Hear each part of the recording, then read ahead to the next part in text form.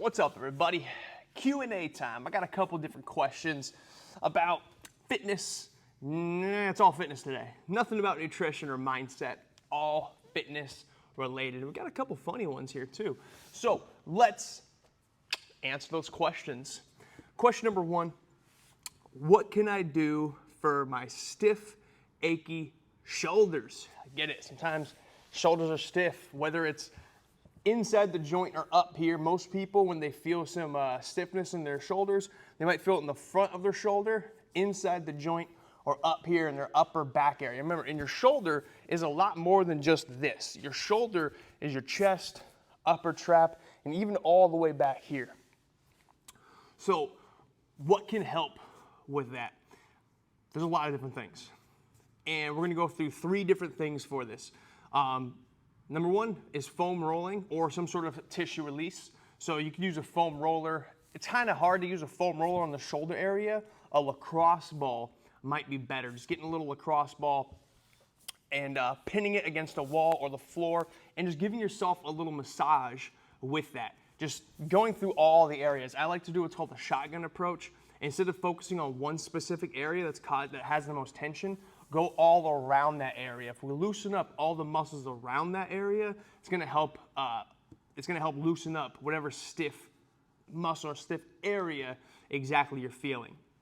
So that's number one, some sort of soft tissue work. Number 2 is flexibility. So stretching. One of the best stretches you can do for your shoulder is just hang from a bar. Now, if you don't have the strength in your arms to hang from a bar, you can either elevate your feet so you can grab a hold of the bar or keep your feet on the floor and just rest, all right? But ideally, we want the bar to lift up the shoulders. It's gonna stretch out your lats right here. Another thing you can do is stretch out your chest. I like to do this thing called a sideline windmill. Basically, you lie down on the side and you take your shoulder through a full range of motion. That's really gonna help stretch out this chest right here. And those are the 2 of my favorites, just mobility exercises that don't really require much equipment. Another thing you can do is something called shoulder traction. It's where you take a really heavy resistance band, you loop it around like a pole, and you put it on your wrist and you step back. What this does is allows you to relax your muscles and the band will actually pull the shoulder away, which creates space inside the shoulder capsule right here. So it kind of moves and stretches not just your muscles, but also the tendons and ligaments inside the shoulder joint. So flexibility and mobility is number 2. And number 3 is to strengthen weaker muscles, specifically your rotator cuff and your upper and mid back. There's these muscles right here in your upper mid back, these called your lower traps. They're weak on most people. And it can be a slightly harder muscle to train, but strengthening your lower traps will kind of help take some pressure off these super tight traps up here. So those are 3 things you can do for stiff, achy shoulders: soft tissue work, mobility and flexibility drills, and then strengthening weaker muscles around the shoulder, mostly your rotator cuff and your mid and lower traps. All right, next up. Why do people say deadlifting with barbells is unsafe? Deadlifts, I always tell people, deadlifts are either the best or the worst exercise for you to do. If you're doing them properly, they're one of the best exercises because they train your whole body. I think the only muscle they don't really work would be your chest, but every muscle in your body is worked with a deadlift. Now, why specifically a barbell? It's because the barbell is right in front of you, so it's harder to move around your legs. Because the bar is getting really, really close to your shins and legs, most people will pull themselves forward. So with people that don't have the best form, it will place a lot of tension on their lower back. So while you might feel good doing the deadlifts, if you wake up the next morning and your back is really stiff and it's hard to walk around, then barbell deadlifts may not be the best for you right now. You might need to work yourself up and improve form to get there. You can do plenty of other deadlift exercises. Personally, I always start people off with a kettlebell deadlift because the handle is already pretty high off the floor, so they don't have to get down as low to get it. And they can step around it so their legs don't get in the way. And they can go with a wider stance if they want to as well, like a sumo deadlift variation. Once they can demonstrate optimal form with a kettlebell and they can lift up at least 70 pounds for 10 reps, then I'll transition them into a trap bar. I prefer a trap bar over a barbell when it comes to deadlifts because, again, the bar isn't getting in the way of your shins. A trap bar, you kind of step into it and there's nothing in front of your legs to mess up your form. So you can bend your knees a little bit more, and it allows people that do have tighter hamstrings to perform a deadlift without injuring the lower back. So barbell deadlifts, again, they're just not for everybody. If you can demonstrate good form and you can do them well, go ahead and do barbell deadlifts. If not, start with kettlebell, move up to trap bar, and then there's also dumbbell deadlifts. Dumbbells are okay, but again, because of the way that they work, they can kind of pull you forward and put a little more strain on the lower back compared to a kettlebell or a trap bar. All right, next up, what do you think is the most overrated exercise? That's a good one. And the exercise I'm going to give you, most people may not think of it as an exercise, but it is. Running, yes. I think running is the most overrated exercise.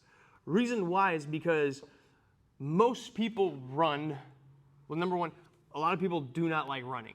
And those that do like running, good for you.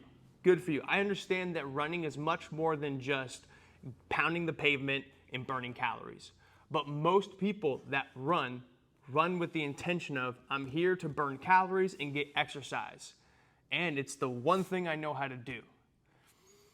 Well, running can be a little bit more damaging to your joints, especially if you're not used to running and you don't have the proper form down, which, take it from me, learning the proper form to run is like relearning how to walk. It is hard as hell to do.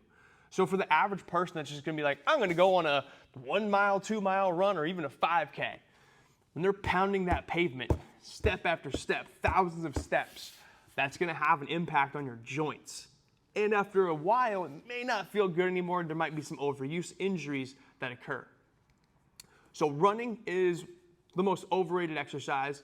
Now there's a place for it. I do believe that everybody should be able to run a mile nonstop. Like, just from a physical fitness standpoint, you gotta be able to run a mile nonstop and then take it to the next level, run a 5K. But that doesn't mean that you need to run every single day, multiple times a week, whatever it is, but having the ability to run. If I'm running, I prefer to do things like uphill running, uphill sprints, or sprints just because it takes some of the impact off. Especially if you're going up a hill, there's far less impact when you're running up a hill. So running to me is the most overrated exercise, mostly because people do it just to burn more calories and they neglect doing the strength training, which is going to get them the best results. All right. Question number 4, fourth and final question. I'll save this one for last. Is it possible to blow out a hemorrhoid when doing squats?